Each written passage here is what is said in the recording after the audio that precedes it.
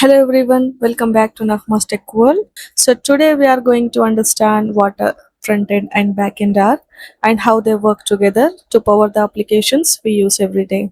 Every app you use, whether it's YouTube, Amazon, or Instagram, is made of two main parts, the front end and the back end. To understand the difference instantly, think of a restaurant. When you walk into a restaurant, you see tables, chairs, a menu, and waiters, right? That's the front end, where everything visible and interactive. But behind the kitchen door, chefs are cooking, ingredients are being prepared, and quality being checked, right? That's the back end, where everything happens behind the scenes. As a customer, you never go into the kitchen, right? But without the kitchen, no food ever reaches your table. That's exactly how software works. Front end is equal to what users see and interact with. Back end is equal to what makes the application actually function. Both are important. Without the front end, users can't use the application, and without the back end, the application can't do any real work. First of all, we will understand what is front end. Okay, the front end is everything the user can directly see. When you open YouTube, the thumbnails, the search bar, and the subscribe button, and the sidebar, all of that is front end. Front end developers are responsible for three main things: user interface, user experience, and responsiveness. User interface or UI is simply what you see on the screen. For example, when you open Amazon, the search bar, product images, buttons, menus, and colors are all part of the user interface. User experience refers to how a user feels while using an application. For example, imagine you open Amazon and quickly find the product you are looking for, and the menus are easy to understand, and the search works well, and the checkouts process is simple, right? And that's a good user experience. In simple words, UX is how a user feels while using an application. Responsiveness means an application can adapt and work properly on different screen sizes and devices. For example, whether you open YouTube on a mobile phone or tablet or laptop or desktop computer, the layout automatically adjusts to fit the screen. Button remains easy to tap, text remains readable, and the content is displayed properly. In simple words, responsiveness ensures a good user experience on all devices. Now that we understand what front end is and the responsibilities of front end developers, right? The next question is, how do developers actually build the front end? Here, to build the front end applications, developers use three core technologies that are HTML, CSS, JavaScript. HTML creates the structure of a web page. It is used to add headings, paragraphs, and buttons, images, forms, and other content that appears on the page. You can think of HTML as the skeleton of a web page, okay? And CSS control the appearance, including colors, fonts, spacing, animations, okay? If HTML is the skeleton, CSS is the skin and clothing, which makes the web page attractive. The third one is JavaScript. JavaScript adds interactivity to the web page. When you click a button, the page reacts, right? When you type in the search box, suggestions appears, and when you scroll down, more content loads, right? JavaScript makes all of that happen. As applications become larger, writing everything with plain JavaScript becomes difficult to manage. That's why developers use frameworks like React, Angular, and Vue to build applications faster and keep the code organized. And React is currently the most popular one in the industry. Then what is backend? The backend is the part of the application that works internally.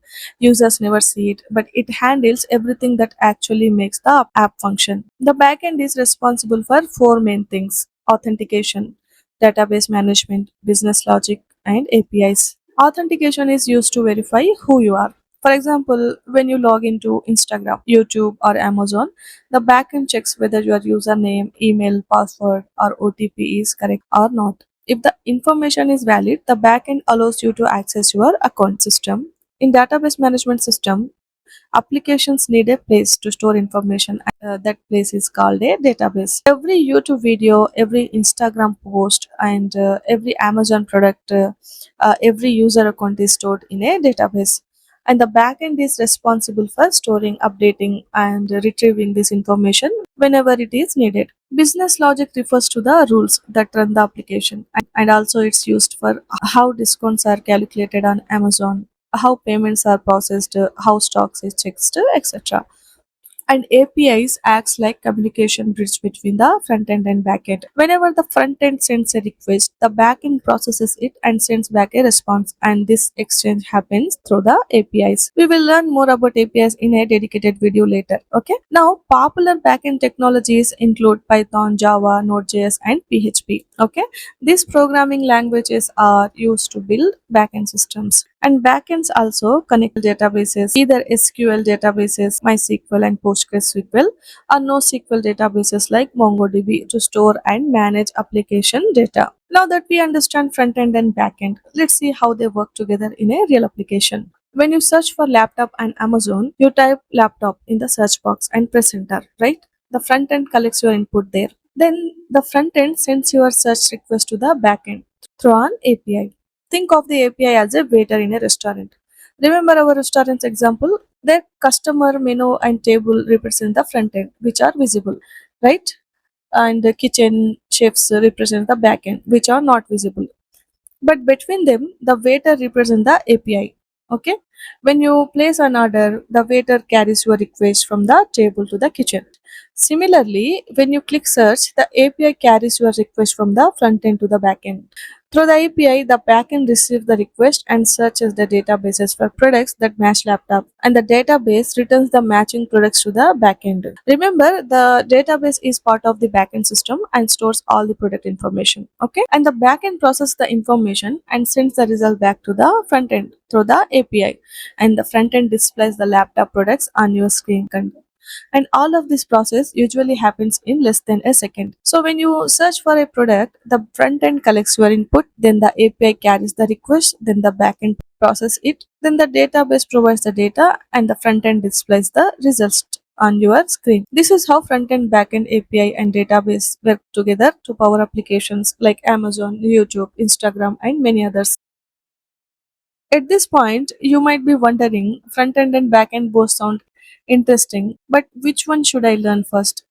The answer depends on you. Choose front end if you enjoy design, visuals, animations, and building things that users can see and interact with. If you like creating website and seeing your work come to life on the screen, front end is great place to start. To become a front end developer, start by learning HTML, CSS, JavaScript, then learn responsive design, Git, React, and how to work with APIs, then finally build real projects to gain practical experience and strengthen your skills. Choose backend if you enjoy logic, problem solving, databases, and understanding how applications work behind the scenes.